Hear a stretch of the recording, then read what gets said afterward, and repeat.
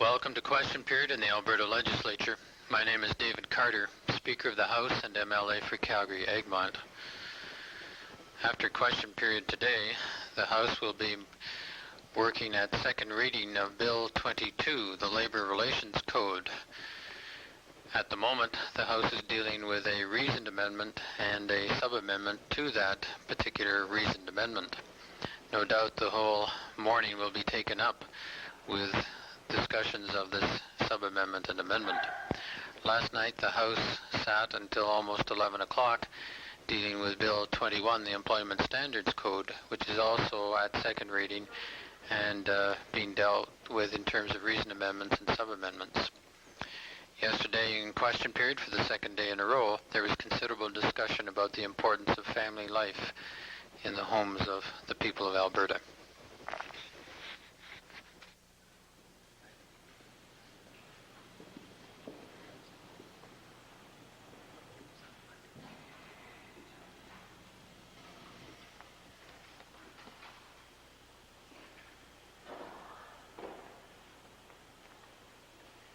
Let us pray. As Canadians and as Albertans, we give thanks for the precious gifts of freedom and peace which we enjoy.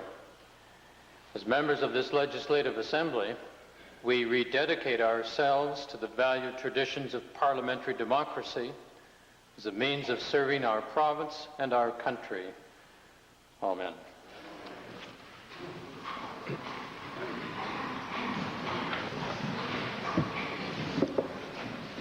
Introduction of visitors.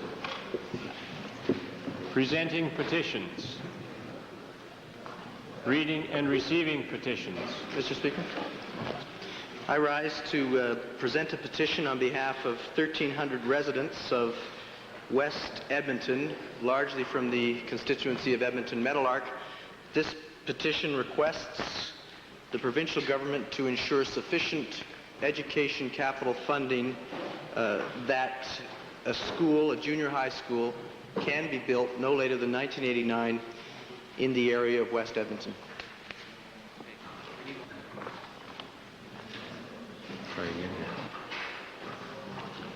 Reading and receiving petitions.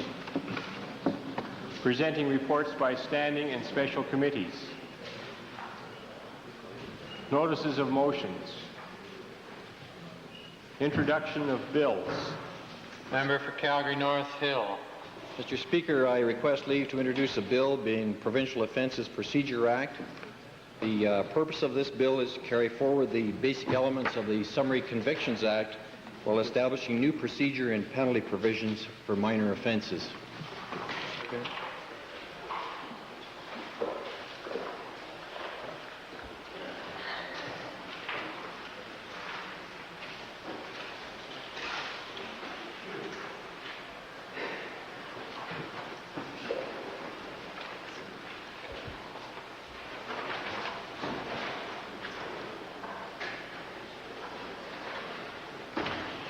The Honourable Member for Calgary North Hill has moved first reading of Bill number 53, Provincial Offences Procedure Act. Those in favour of first reading, please say aye. Aye. Opposed, please say no. Carried. Bill number 53, Provincial Offences Procedure Act, introduced by the Honourable Member Mr. Stewart, is now read a first time. Mr. Speaker, I would move that Bill number 53, the Provincial Offences Procedure Act, be placed on the order paper under Government Bills and Orders for second reading. Having heard the motion by Government House Leader, those in favour please say aye. Aye. Opposed, please say no. Carried. Tabling returns and reports. Minister of Agriculture. Mr. Speaker, I'd like to file with the Legislative Library copies of our press release today recognizing Farmers' Day today and recognizing the outstanding contribution that the farming population does make to our way of life in the province of Alberta.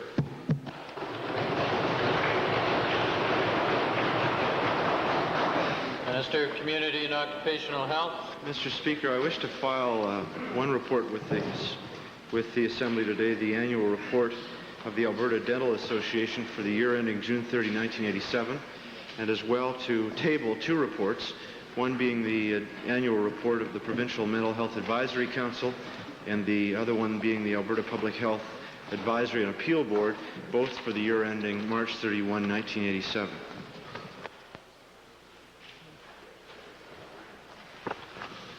Introduction of special guests.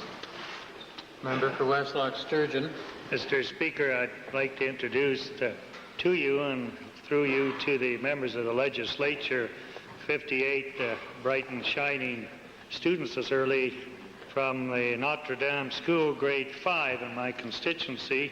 Mr. Speaker, they're accompanied by teachers Bruce Brown, Helen Severin, Miss Thompson, and Kay Person. I would ask them, they're in the public gallery, I'd ask them to stand and receive the customary greeting from the legislature.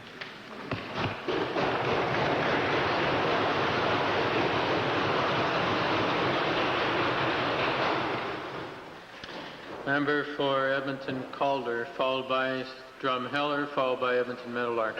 Mr. Speaker, it's my pleasure this morning to introduce to you and to members of the Assembly 25 enthusiastic grade 6 students from Athlone School in the constituency of Calder. They are accompanied by a very enthusiastic teacher, Mr. John Bell, and they are seated in the members' gallery, and I would ask that they rise and receive the warm welcome of the Assembly.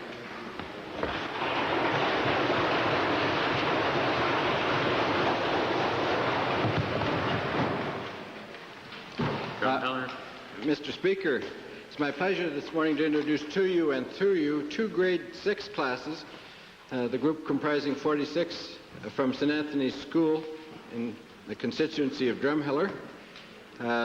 They are normally bright, alert, and energetic, although I don't know how they are after getting up in the wee hours of the morning to get here to be with us this morning. They're accompanied by teachers Stella Mraz and Jerry Hamilton, and parents Donna Coleman, Dr. Jeffrey Chung, Karen Andrew, Gloria Eccleston, and Bob Boyd.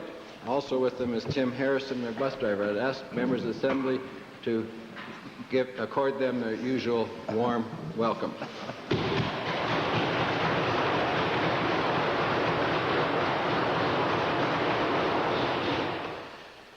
Edmonton Meadowlark. Thank you, Mr. Speaker. Mr. Speaker, I rise to introduce to you and through you to the legislature 4 residents of my constituency who are here in support of the petition I just presented requesting a junior high school or funding for a junior high school in the west end of Edmonton. I would ask that they rise as I introduce them to the legislature. Diane Lasco, Lynn Mandel, Judy Koopmans, and Sandra Weisenberger. Could I please ask that the members of the legislature join me in welcoming them to the Assembly.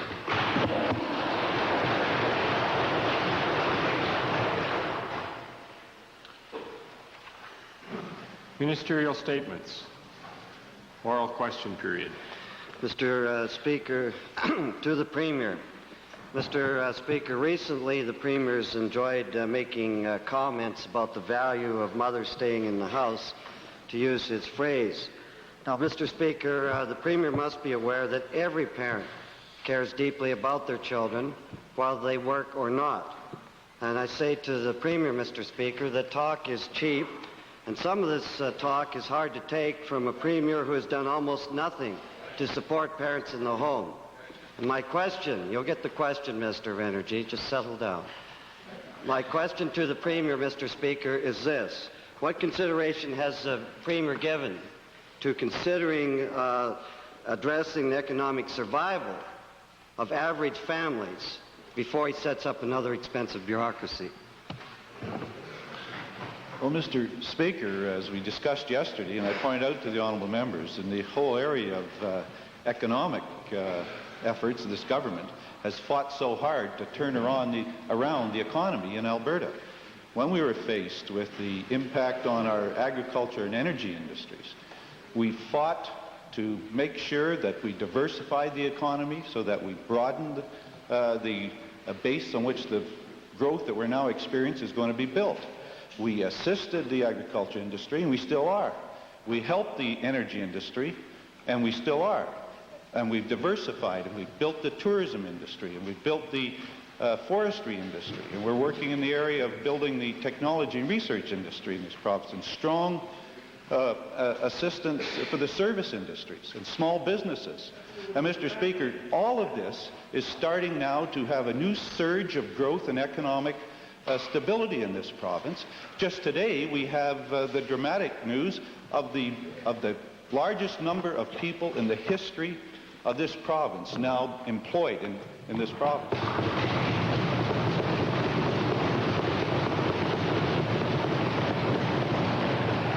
We have lowered the taxes, Mr. Speaker, the lowest taxes in Canada. We have the stronger education system than anywhere in Canada. We have the strongest hospitals and medical care system than anywhere in Canada. All of these things are helping our families and building the strength of this province for the future, and it's going to be built on the family unit.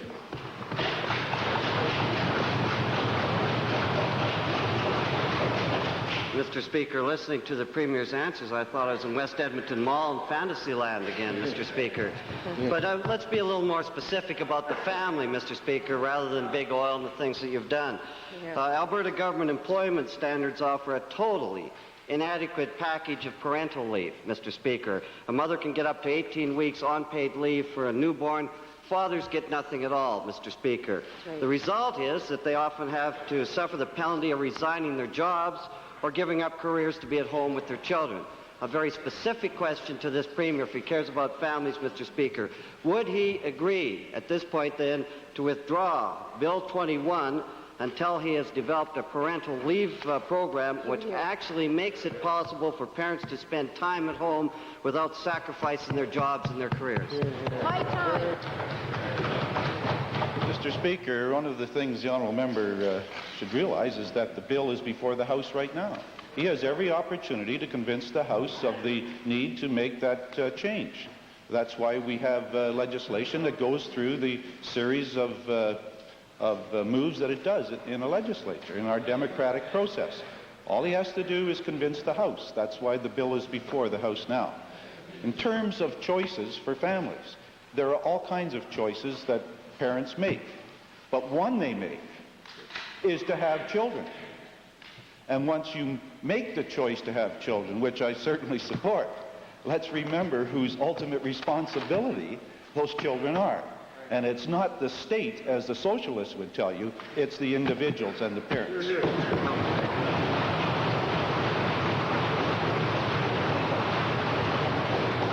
Mr. Speaker, the Premier goes on about the family man. We're giving him specific suggestions here about how he can help the family, and he gives us that sort of rhetoric. Rhetoric. Now, Mr. Speaker, the Premier can't have it both ways. Either you want to be an advocate for the families or you don't. Yep. And I want to answer the Premier specifically then, rather than shuffling it off to what's happening. Why is there no provision for fathers to have employment leave? And why does the government consider 18 weeks of unpaid leave to be a suitable maximum for mothers of newborn children? Will he change that, Mr. Speaker? That's the reality in this province. Right. Mr. Speaker, it's unusual, I think, when you have legislation before the House to try and make the case in the question period. And I certainly am not going to preempt the discussion on the bill, except to tell the honourable member to use his skills, considerable skills, to try and convince the House of his position. Mr. Speaker, we will do that, but without the help of the Premier. I know the votes in this House, Mr. Speaker. But let me go into another area then, Mr. Speaker, that's a very specific one. Mr. Speaker, we have a government which forces single mothers to place their children in daycare on pain of losing social allowance benefits, Mr. Speaker. This is because the department regards single moms as employable and forces institutional care, if you like, in the Premier's own words. Now, I ask the Premier, isn't the Premier being hypocritical when he passes himself off as a champion of families in the faces of policies like this?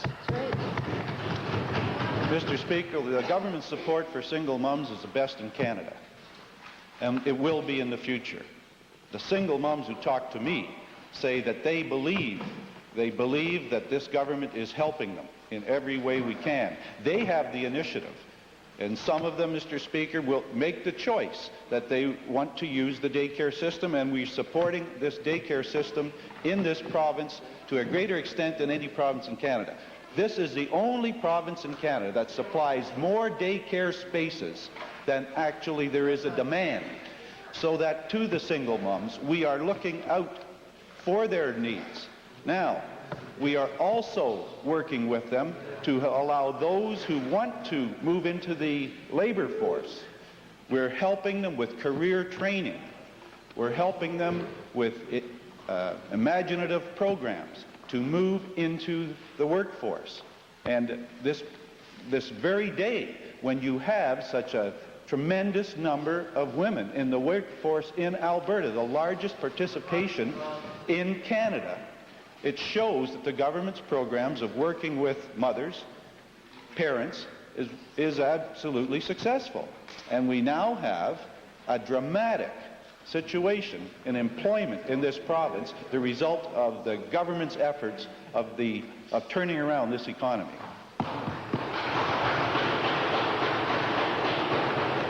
Westlock Sturgeon, followed by Cypress Redcliffe.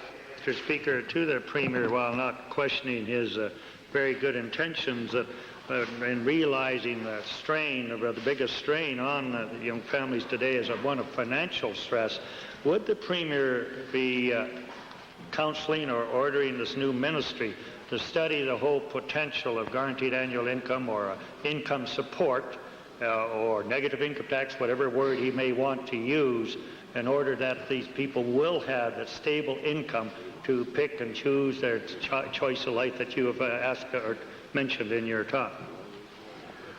Well, Mr. Speaker, I have asked the opposition for their initiatives, and if I understand, the leader of the Liberal Party now is proposing the guaranteed annual income as their recommendation. Certainly we'll look at it. I think there's a whole range of things to look at. One of the things to look at is that we have the highest level of employment in history, and that we have the lowest taxes in Canada.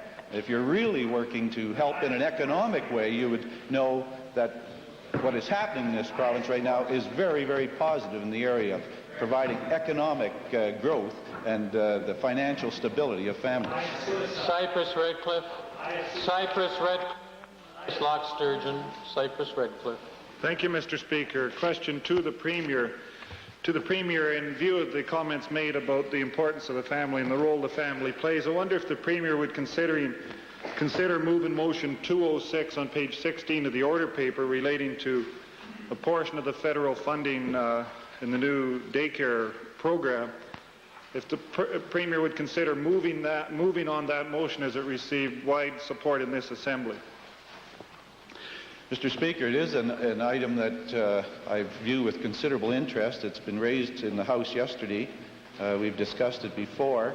We'll be looking as one of the initiatives that the government is following, and the Minister of Social Services was touching on this yesterday as well, to working with the federal government to see that we can flow those funds in the most effective way for Alberta. Because while Ottawa can come up with an overall program, I think it is this province and this legislature that has to be able to have the input to make the program be adapted particularly to Alberta needs. And our needs are different than any other province. It's one of the reasons, Mr. Speaker, we have fought so hard for the right to opt out of programs in order to make sure that the program fits Alberta's needs, and it's one of the strong reasons why we support the Meech Lake Accord. So we will be working, I assure the honourable member from Cypress Redcliffe, we will be working to mold the federal initiatives into the needs of this province. Second main question, Leader of the Opposition. Yes, Mr. Speaker, I'd like to designate my second question, the member from Edmonton Strathcona. My question is to the Acting Attorney General, Mr. Speaker. In 3 recent attempted private prosecutions, Dashua, the policeman charged with assault and torture, and now the policeman charged with rape, stays have been entered by the Attorney General's Department. In his statement in this House on the 19th of May, Mr. Speaker, it seems it is the policy of the Alberta government never to permit private prosecutions to be carried beyond the summons stage in private hands. My question is, since the right to prosecute to the end, if so desired, is open to any citizen under the law, on what basis does the Attorney General routinely usurp that right? Mr. Speaker, it's always important for people to realize that they do have a right to bring forward any instance that they think that they have suffered a wrong. Under the Department of the Attorney General Act, there's a couple of instances that have been interpreted to mean that the Attorney General has the overall responsibility for the prosecution of criminal offenses, and that policy decision has been made, and that does not block or prevent anybody from bringing any particular instance that they think they're wronged forward. Yes, but what principle does the department proceed on for staying other than either abuse of process or a frivolous prosecution? Aren't those the only two bases on which they can rightly interfere? Mr. Speaker, that policy decision is made because of the interpretation of the Act. Also, it does not preclude anyone from bringing forward their private information. That information is then reviewed with the Attorney General's Department, with the Special Prosecutions Branch, and to ensure that the not only technicalities are done, but there are adequate investigations to ensure that there is enough evidence. That would also help in the terms of the administration of the court procedures. It does not preclude anyone from bringing it forward, and I can assure you from the Attorney General's Department that in each instance they're thoroughly investigated. Yes, Mr. Speaker, that's all very well, but as in the cases mentioned, the prosecution in effect is of a department or authority under the wing of the government. What safeguards exist to resolve the obvious conflict of interest inherent in the Attorney General's exercise of his discretion to stay in such cases? Mr. Speaker, I'm not so sure what instances that are being brought forward where there's a perceived conflict of interest. I can mention one where a prosecutor within the Attorney General's Department was in fact charged.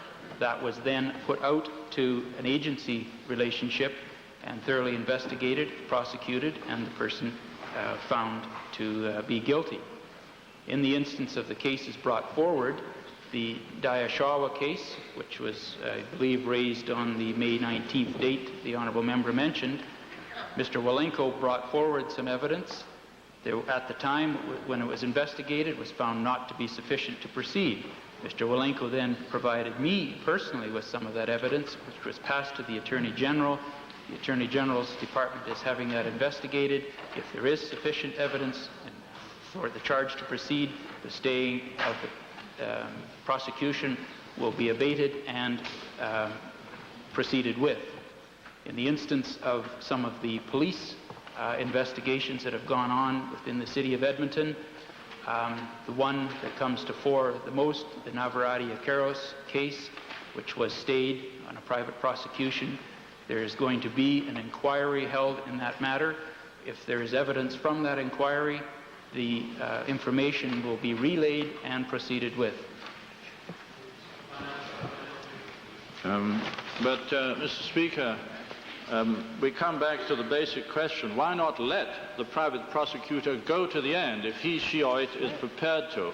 Why not let justice be administered in accordance with the Act? Why the big brother? Mr. Speaker, I don't agree with the Honourable Member that it is a big brother approach. The Act specifically gives the Attorney General that jurisdiction. The Attorney General does not squelch or stay on an unpredictable or even a predictable or without evidence a particular case. Each one is thoroughly investigated with assurances of there being no conflict of interest. If there are sufficient evidences brought forward, the case is then prosecuted. If not, it's not, and it's not clogged up the administration of the justice, but with the assurance that the private individual is not unduly handled. Calgary Buffalo supplementary. Mr. Speaker, and in the light of the pattern that is being established and a concern with respect to the manner of administration of justice, I wonder whether the minister might now admit that there is a need to set up a system in these instances where an independent opinion could be obtained based on which those who wish to proceed with a private prosecution could do so with their own attorneys if the government is not prepared to have its own prosecutors proceed, as is the case in these instances and as is the problem since has a monopoly on it. Thank you. Mr. Speaker, as I pointed out to the honourable member for Strathcona, that is not the case. Where there is any color of conflict, an agency relationship is established and a private law firm investigates and would bring forward the prosecution if there is sufficient evidence. Main question, Westlock Sturgeon. Thank you, Mr. Speaker. My question today, too, is to the Premier.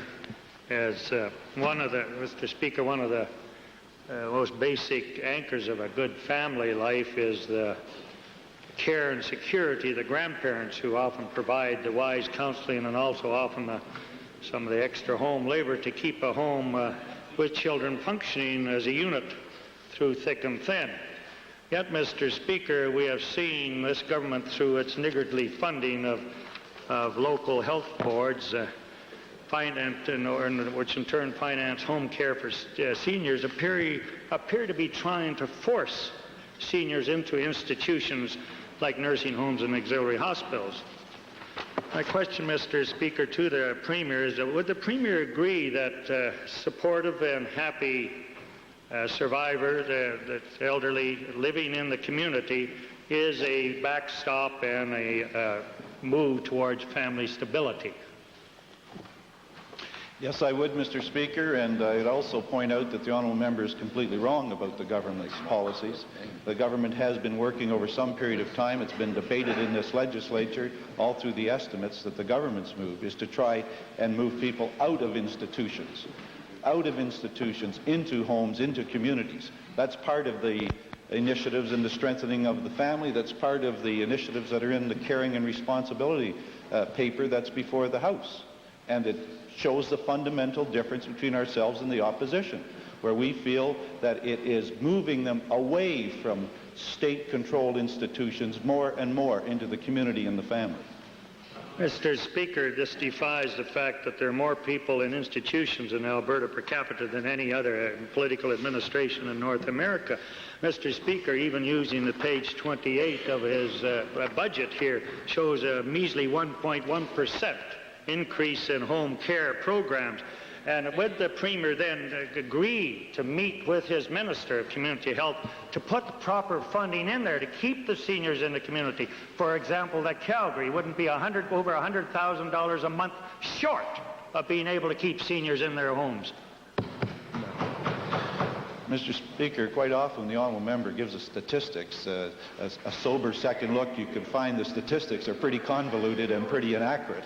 And so I'm not going to accept any statistics he provides the House. The record is so bad. But I will say this. The Minister of Community and Occupational Health and I meet often. And we feel that that minister and that department, which is, by the way, a new department in this government, one that is preoccupied with community health, with preventative health, and it's a major initiative of this government, and we are working with the communities, and we find there's a terrific acceptance with the communities and the local health units. The honourable minister was talking about this just the other day in the House, and you may want to supplement my comments, because we find Albertans are responding very, very positively to the government's help in this whole area of building community strength. talk is very cheap, Mr. Speaker, and if you don't mind, I will file page 28 showing $31.708 million funding into home care the year. But to the Premier then, is the Premier aware, Mr. Speaker, that the government now spends $392 a day for an active treatment hospital bed, $113 a day for an auxiliary one, and less than $10 a day for home care? So why is this government putting such a colossal pressure on our seniors, breaking up our family units to put them into these sterilized aluminum and glass shelters that we've built all over hell and half of Georgia? Well, there's another example, I guess, Mr. Speaker, of inaccurate information. And one of the things I would just say to the honourable member, he should not prepare his questions in advance and then ignore the answers. It was the very thing that other members in his caucus were doing yesterday. As I said, the government's move and initiatives now are that we are moving people out of institutions into the community.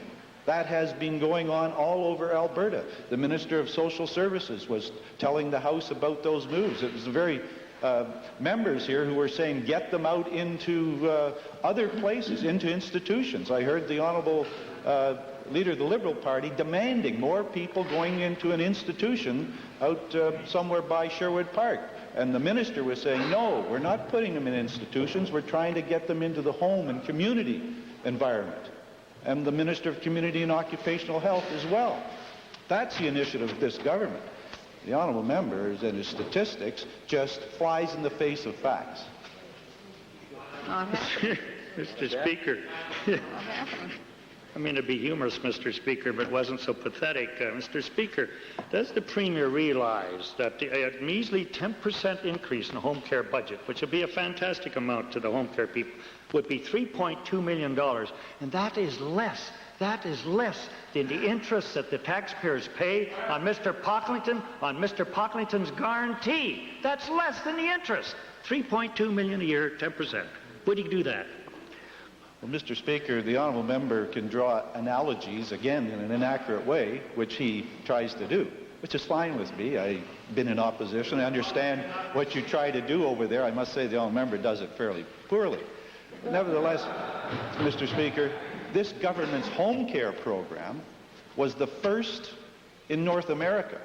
This government's home care program is a model for all other provinces in Canada. They come and visit us to observe these programs, to talk to us. I've had them discussed at First Ministers' meetings with other premiers, and they say that that model, that breakthrough, is something they are wishing to copy. No, the people of Alberta, through their taxes, have done more for the assistance of senior citizens, and it's a tremendous commitment of taxes of the people of Alberta. They're proud to do it because we want our pioneers, the people who built this province, to have the best programs in the world. That's what they're receiving.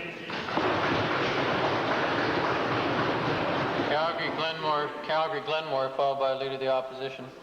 Could the Minister of Community and Occupational Health indicate to this Assembly the amount of seniors and the proportion of home care that is being provided to the seniors with that steady growth, and is there some balance? Mr. Speaker, it is an excellent question which only a government member would choose to bring out because it is good news. The home care program in this province, Mr. Speaker, has doubled over the last 4.5 years. Today, some 12,000 Albertans a month receive home care through the home care program, and about 25,000 people in total received home care last year. Mr. Speaker, we have said that we believe we have a good program now. We have a program which provides a solid base for the future, and that was outlined in a report prepared by my colleague, the MLA for Calgary Glenmore, in the long-term care paper, A New Vision for the Future.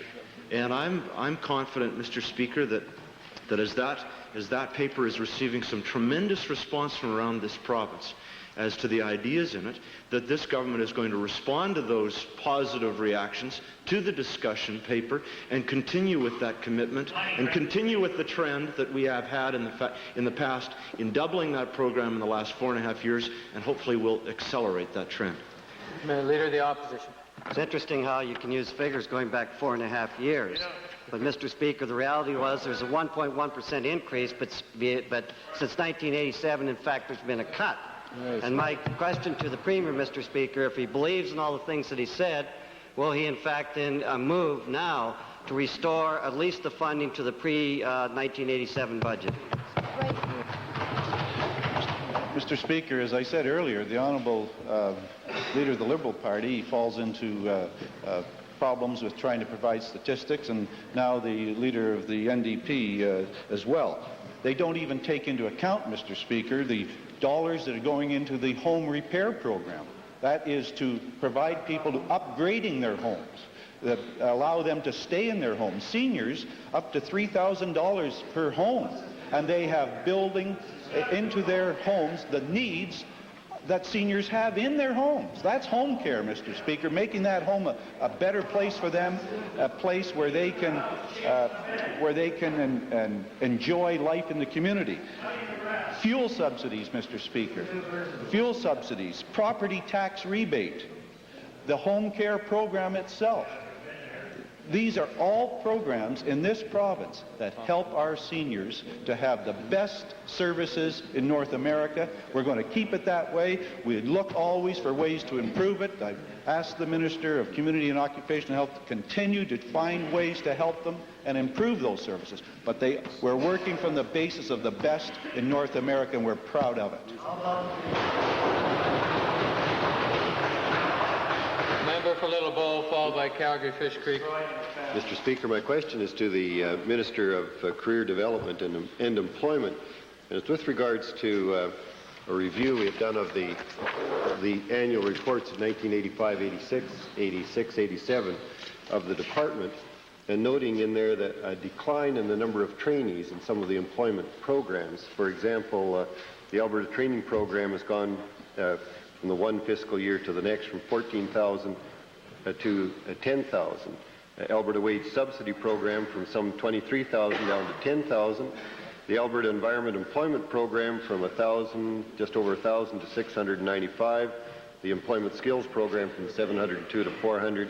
The Special Placement Work Experience Program from 50 to 35, which is not really significant in itself. My question to the Minister is, could the Minister indicate the reasons for the decline and the impact that those programs are having in terms of youth employment or training employment in the year 1987-88? Mr. Speaker, as I recall from my discussion in this Assembly of my department's estimates, I did reflect to the honourable members that we did, in planning our budget for 88-89, take into consideration the strengthening economy here in Alberta, and at that time I believe I indicated that firstly we will be moving employment dollars for job creation into the training area, and moving some training dollars around into other programs within the same vote, which is vote 2, to match the demand that we've experienced over the years. I want to point out two things to the honourable member, Mr. Speaker. Firstly, that our forecast for a strengthening economy, I think, is reflected in the employment statistics that came out today. As the Honourable Premier indicated, we have a record number of Albertans working in the province this May, Mr. Speaker, and we're very pleased about that. Our unemployment rate has dropped from 9.6% this time last year to 7.6%. That's a tremendous growth in the health and the state of this economy. Mr. Speaker, with regard to the training programs the Honourable Member for Littleborough brings out, we have instituted new training programs that we have moved dollars around from in the vote. So the industry-based training program will receive dollars from other training programs. And I should also point out, with regard to job creation, he brings up the environment program. That is now rolled into the Alberta Business and Community Development Program. Mr. Speaker, supplementary to the Minister, could the Minister indicate the employment rate in terms of the youth of Alberta? They have come from our universities and our high schools, and we're out in the job market. Have we been able to supply to them through various means adequate employment?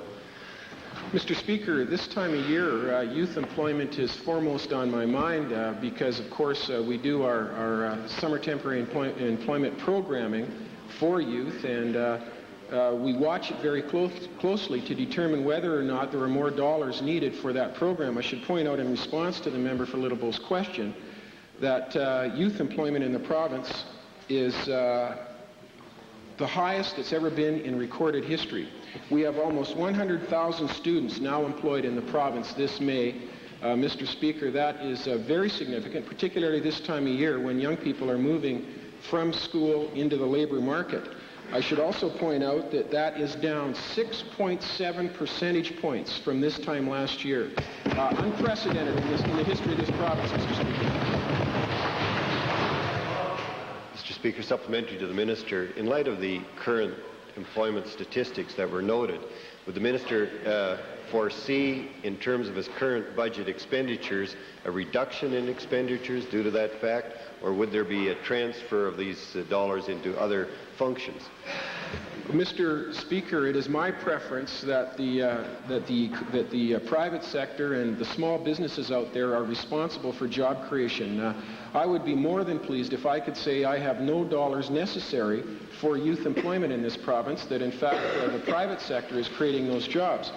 I should point out that in light of the fact that we have record employment for youth in this province, and we have not increased our youth employment budget, I think is purely a reflection of the health of the economy, and that the private sector is taking responsibility and doing their job for hiring youth during the busy summer months. Calgary, Fish Creek. The Minister's analysis of the StatsCan labor force data, is he prepared to indicate to the House today whether he feels Alberta will continue to see employment gains over the next 6 months or so? Mr. Speaker, I have been loath to predict and try and project employment rates for the coming months. It certainly has its hazards in this particular job, but I should point out to the member that even though the statistics are as strong, show the strength of this economy, I do not believe it is time to sit back and put our feet up, and I know my colleagues don't believe that either. Mr. Speaker, I had released today with the employment statistics a list of some 14 projects that will be going, either are underway or planned for the coming 5 years. And those projects will invest in excess of $5 billion in this province. And our estimates are that that will create an additional 32,000 jobs in the province of Alberta in the coming 5 years. And I should also point out, Mr. Speaker, that about 6,000 of those will be in Edmonton and about 4,000 will be in Calgary. And I think it's a reflection of our commitment to bringing down the unemployment rates throughout the province of Alberta. Edmonton Highlands supplementary.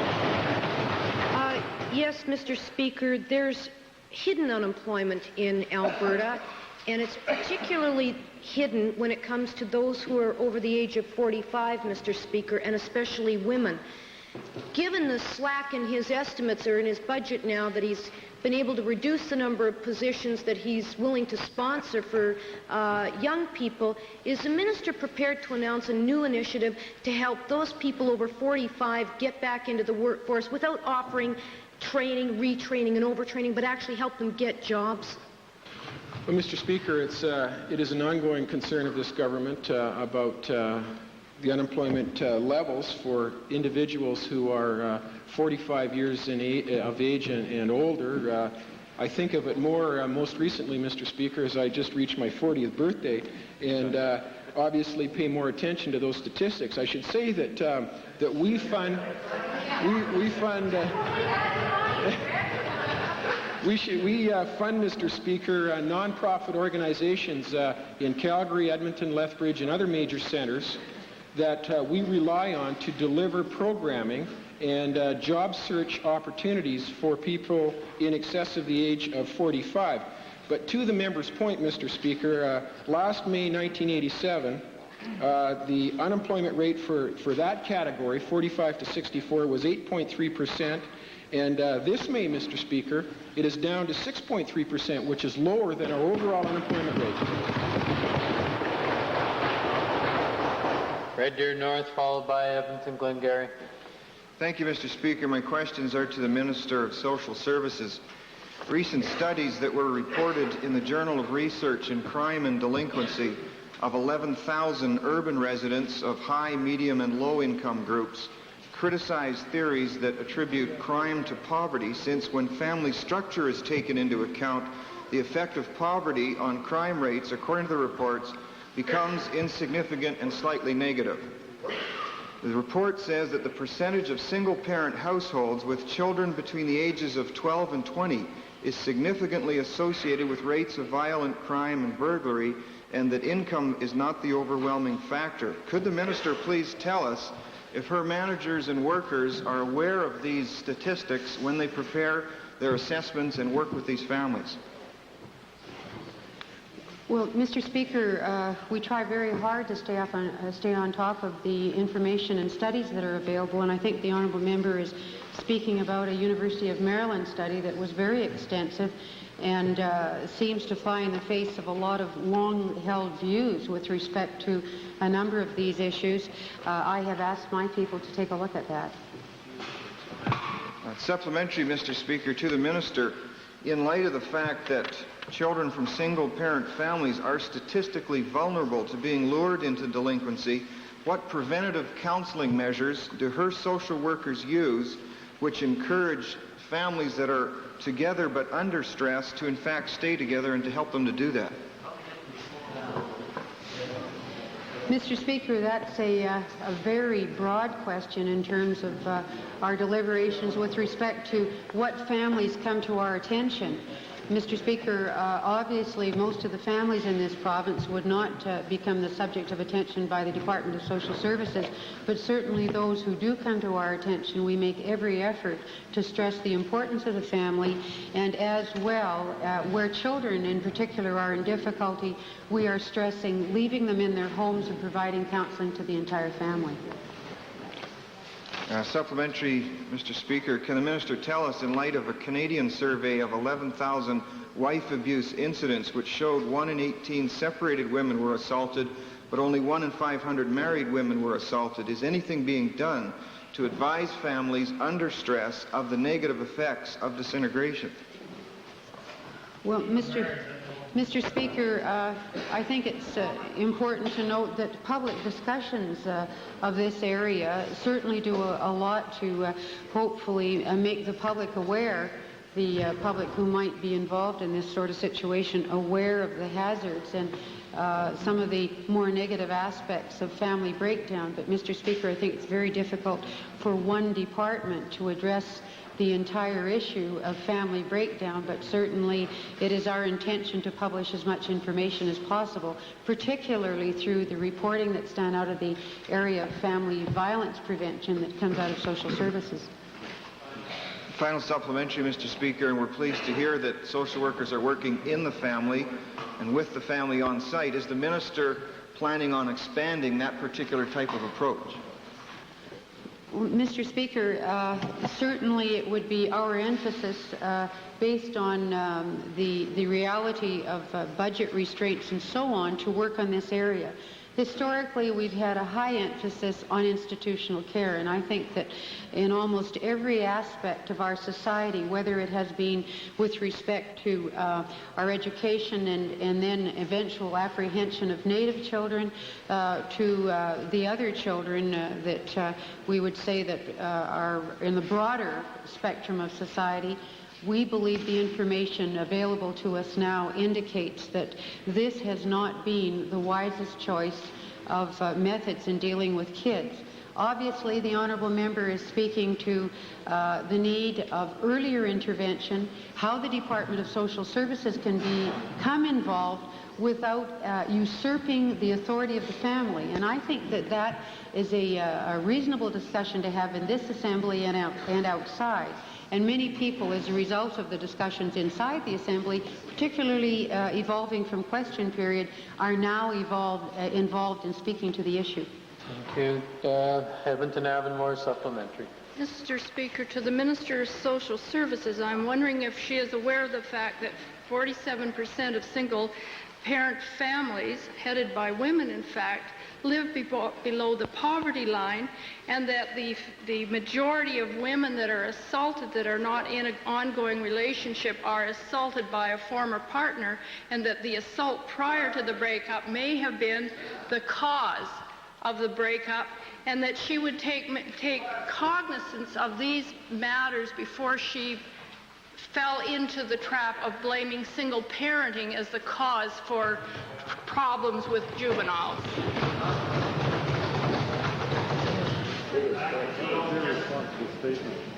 Mr. Speaker, I think that there will always be some level or some amount of diversity in interpretation of statistics and so on, and I'm not sure that I would agree with the honourable member with respect to her interpretation, though I would certainly be happy to speak to that. But, Mr. Speaker, the honourable member raised the aspect of the poverty line, and I think that all of us know that this is a moving line. It is not a line that discusses the amount that is required for food, clothing, and shelter. It is a line that speaks to averages in the country and the amount of disposable income. And I would not agree with the honourable member if she is drawing the conclusion that those of us or others who have lived or are living below the so-called poverty line are in a position where somehow their lives are less worthy than those who happen to be more financially well off. To Edmonton Goldbar. Thanks, Mr. Speaker. My supplementary is to the Premier on the same issue. Since the Premier has stated that he supports strengthening the family unit, will the Premier then support a policy of this government that would keep and protect battered women and children in their own homes, and which would result in the immediate removal of the abuser, rather than the reverse, which is now happening? Well, I thank the honourable member for the initiative, and certainly we will look at that, Mr. Speaker, to see if it can be accomplished. I think just on the quick response, it seems to have some considerable benefits if it can be done legally and within most financial restraints. I appreciate the honourable member raising a positive matter. One of the things I've been disappointed about by the opposition when we discussed the whole subject of strengthening the family, that so caught up have they been in opposing and being negative of things, they've tried to actually hit the initiative, which I think is very positive, and I appreciate it. Member for Edmonton Glengarry. Very much, Mr. Speaker. My question is to the Premier. Members will know that the group Rural Dignity recently passed through Alberta collecting signatures from thousands of citizens rightly concerned that they could soon lose their local post office. Those Albertans were shocked to learn that when their petitions were delivered to the Prime Minister's office in Ottawa this week, one of his aides told the bearers to stick them in their left ear. Even more shocking was yesterday's news that Canada Post plans to close or privatize every single one of Alberta's rural post offices over the next 10 years. Given that a group of volunteers was willing to travel across the country to express the views of rural Albertans in Ottawa, is the Premier, an elected official, now willing to do the same thing? Mr. Speaker, it's interesting to be raised now, since it's been raised in the House at least 4 or 5 times already, and has been responded to by the Minister of Federal and Intergovernmental Affairs, who has mentioned, first, obviously, that's a federal responsibility. Secondly, that the members of Parliament from this province should be approached to make sure they express their views. And the Minister of Intergovernmental Affairs said that he would also carry that message. Time for question period has expired. Might we have unanimous consent to complete this series of questions? Opposed? Chair hears a no. Orders of the day. Might we have unanimous consent to revert briefly to the introduction of special guests?